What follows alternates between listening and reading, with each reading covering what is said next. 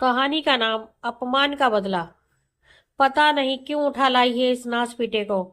अब तो हमारी सुबह इसकी मधु सूरत देखकर ही होती है।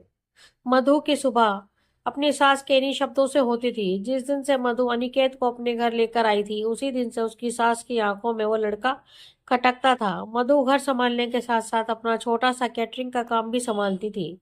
उसके घर में पति, सास और बेटी के अलावा एक ऊपर की मदद के लिए नौकरानी भी थी। यूं तो उसको कोई तकलीफ नहीं थी अपने पति और सास से, पर अनी यानी अनिकेत के आने से उसका उनका व्यवहार बदल गया था।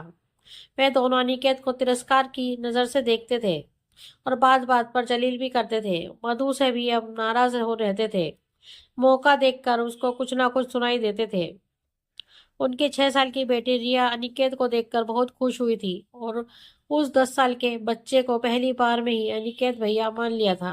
अनिकेत उसी दिन से उसको बहन की तरह प्यार करता और उसका बहुत ध्यान रखता था। रिया और अनिकेत साथ में पढ़ते थे, खेलते थे। खेलने में कभी कोई बात हो जाए तो अनिकेत रिया को प्यार से समझाता था, जबकि रिया अपने छोटे होने का फायदा उठाकर उससे लड़ाई भी कर लेती थी। रिया का अनिकेत की तरफ प्यार और सम्मान देखकर दादी और पिता को बहुत बुरा लगता। उन्होंने उसको अनिकेत के खिलाफ भड़काना शुरू किया और उस मासूम बच्ची का मन अनिकेत के खिलाफ होने लगा। वो हर बात पर उसका अपमान करती। मधु उसको प्यार से अकेले में समझाती तो वह थोड़ा बहुत तो समझ जाती थी, लेकिन माँ की व्यवस्था पर पिता और दादी की सोच भारी पड़ गई। अनिकेत उसका ध्यान रखने की जितनी कोशिश करता, रिया के अपमान के शब्द उतने ही कड़वे होते रह जाते। बचपन में रक्षाबंधन पर वो अनिकेत के लिए राखी लाती थी और मेरा भैया कहकर अनिकेत की कलाई पर बांध कर मिठाई खिलाती थी। अनिकेत भी उसको आइसक्रीम खिलाने ले जाता और कोई उसकी पसंद का तोहफा दिलाता। अब वही रिया अपनी माँ के जोर देने पर अनिकेत को राखी बांधती और चली जाती। अनी, जिसका असली नाम अनिकेत था, मधु की बचपन की सहेली कोमल का बेटा था। कोमल के पति फौज में थे और दुश्मनों के हाथों देश के लिए शहीद हुए थे। कोमल ने अकेले अनिकेत को बड़ा करा था। अनिकेत बेचारे की किस्मत में माँ बाप का प्यार शायद नहीं था। एक दिन कोमल बाजार से सब्जी ला रही थी तो एक कार ने उसे टक्कर मार दी। अस्पताल में कोमल ने मधु को बुलाया और उससे वादा लिया कि वो उसके बेटे का ध्यान रखेगी। मधु के हाथ में अपने 10 साल के अनिकेत को छोड़कर कोमल ने अपनी अंतिम सांस ली। जब मधु अनिकेत को घर लेकर आई थी तभी उसकी सास ने कहा था, मनु से है ये लड़का, माँ बाप दोनों को खा गए लिया। अब क्या अपना घर बर्बाद करने के लिए लाई हो? कोई जरूरत नहीं इसको यहाँ रखने की। छोड़ा उसको किसी अनाथ आश्रम में। मधु के पति भी नाराज हुए थे। उसने उन लोगों से कुछ नहीं कहा और अनिकेत को अपने बेटे की तरह पालने लगी।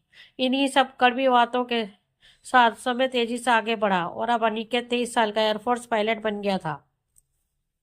मधु को वह माँ नहीं भगवान मानता था, जिसने बहुत मजबूती के साथ उसको पाला था।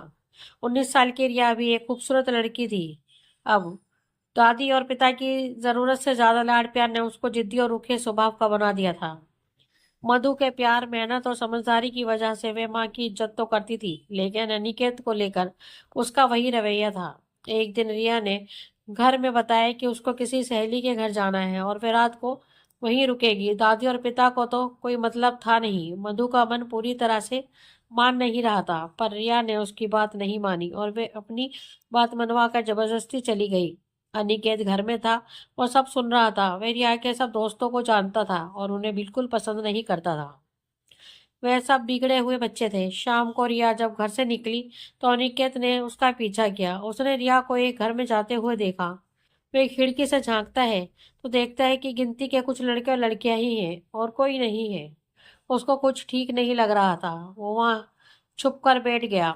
रिया दोस्तों के साथ नाच रही थी। तभी अनिकेत ने देखा कि एक लड़का उसकी ड्रिंक में कोई दवा मिला रहा है। अनिकेत ने इस सब का वीडियो बना रहा था। उसने देखा कि रिया को थोड़ी देर बाद चक्कर आने लगे। वह लड़का रिया को कमरे में ले गया और बेहोशी की हालत में रिया को पलंग पर लेटा दिया।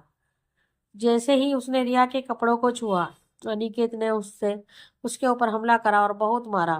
वह पहले ही पुलिस को उस पार्टी की खबर दे चुका था, इसलिए पुलिस वक्त रहते आ गई और उस लड़के को पकड़कर ले गई।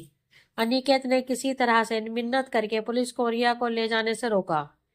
जब तक रिया को होश नहीं आया वह वहीं बैठा रहा और माँ से झूठ बोलता रहा कि रिया अपनी सहेली के घर ही है। जब रिया को होश आया तब अनिकेत ने उसको सारा वीडियो दिखाया। रिया कुछ कह नहीं पाई और फूट फूट कर रो पड़ी। जो उसके साथ दोस्तों ने किया उसका रिया को बहुत बुरा लगा था, पर उससे ज्यादा वह शर्मिंदा थी। बचपन से अब तक जिस अनिकेत का उसने दादी और पिता के कहने पर हर घड़ी अपमान किया था, उसे अनिकेत ने आज सही मायने में भाई का फर्ज निभाया था। अनिकेत ने उसको समझाया कि आज जो कुछ हुआ उसे भूल जाओ, घर में किसी से कुछ कहने की जरूरत नहीं है। आज से अच्छे दोस्त बनाओ और अच्छी जिंदगी जियो। मधु ने घंटी बजने पर दरवाजा खोला तो रिया अनिकेत के साथ थी। उसको थोड़ा ताज्जुब जरूर हुआ, पर खुशी भी बहुत थी कि शायद रिया का मन बदल गया है और अब दोनों भाई बहन के बीच में प्यार है। कुछ दिन बाद राखी का दिन आया तो रिया पहले की तरह बाजार से अपनी पसंद की राखी लाई और अनिकेत की कलाई पर बांधकर मेरा भाई कहकर उसको गले से लगा लिया। दादी और पिता भी अब चुप हो गए थे। रिया के अपमान का बदला अनिकेत ने मधु के वात्सल्य के धागे से आज मजबूत रिश्ता बनाकर पूरा करा। दोस्तों, आपको हमारी ये कहानी कैसी लगी प्लीज कमेंट में हमें जरूर बताएं। अगर कहानी आपको अच्छी लगी हो तो अपने दोस्तों के साथ शेयर करें और हमारे चैनल को लाइक एंड सब्सक्राइब करना ना भूलें। धन्यवाद।